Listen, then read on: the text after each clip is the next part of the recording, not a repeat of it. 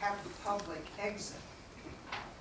If there's a means by which those, let's say, ministerial matters can be discussed, I'd recommend that we do that in open session.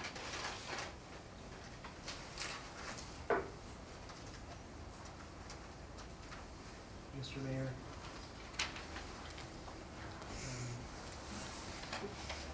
respectfully, I have arranged for appointed legal counsel to be in appearance this evening to provide legal counsel and guidance to this governing body. And I believe that they are actually waiting out in the lobby. May I be permitted to confer with them very quickly? And they may be able to assist in responding to Ms. Baca-Gonzalez's questions here this evening.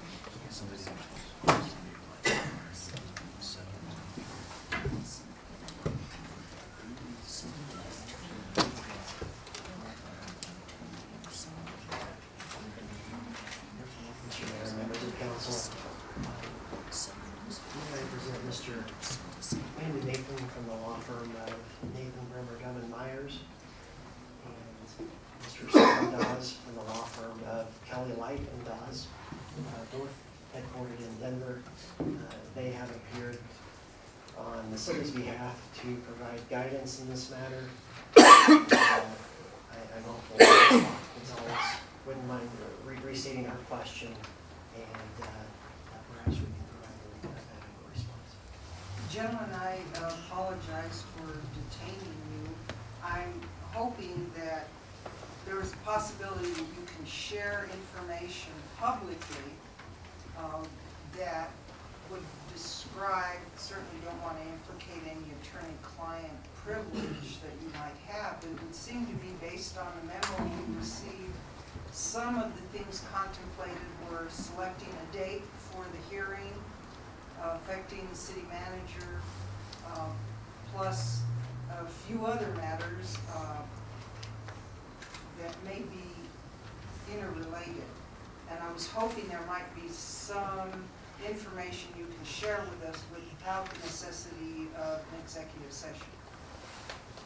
I guess that would depend upon what specific information you wanted and whether or not it was privileged. As you know, and Steve Dawes and I have probably represented municipalities for, what would you say, 75 years? Between us. Between us, not individually. So here's how it works. The majority of this council can determine whether to waive the attorney-client privilege.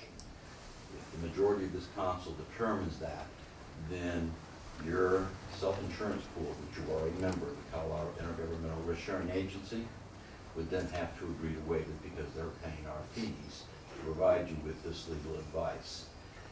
At that point, you can discuss things. I've never had that happen in my 40 years of practice, and I don't know if Steve has had it in his 35, but there are things that you might be able to ask us, like who's paying us, or things like that, that we might be able to answer in a public session. So if you have specific questions, we can tell you whether we think they're attorney-client privilege or not. Could you explain or tell us what your role in this process will be, sir? Yes, my role will be to provide advice to the city regarding complaints and issues that have been received, which will be investigated.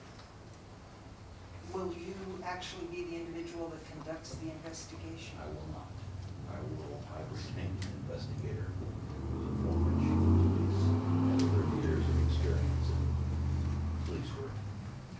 And the investigation, is that linked in some respect with the circumstances affecting the city manager? Could be. I don't know because I haven't started the investigation yet. Okay. And how long do you anticipate the investigation will take? 3 to 4 weeks. Would it be safe to assume that until your investigation is completed, it would be premature to move forward with any action that might affect the city manager? That would be attorney-client privileged information that I would have to provide you in an executive session. And, Agreed. sir, I have a question. Can the council tonight set a hearing date, even though the investigation is ongoing? I yeah, think that calls probably. for attorney-client privilege. I think that would require an attorney-client privilege answer because it would require opinion about the effect of that. Mayor, I'm kind of in the dark, you know, when being asked to do something without knowing what the reasons are. In other words, when you're talking about what investigation? Well, I'm not quite sure what investigation. that is typically and almost universally why city councils go into an executive session, so that we can tell them things that are privileged, and then they can make rational decisions about whether they think they should be privileged, and if they don't want them privileged, then they can take a vote, and seriously can agree or disagree, and you can discuss those. But you're kind of putting the cart before the horse, in that you have a right to receive legal advice. We've been paid to provide it. If you don't want to receive it, then that's fine. We'll continue our work with Jared as we are supposed to do, and you won't get the legal advice that we're going to provide you. But we can't provide it in any setting other than an executive session, because we would be violating our oath to provide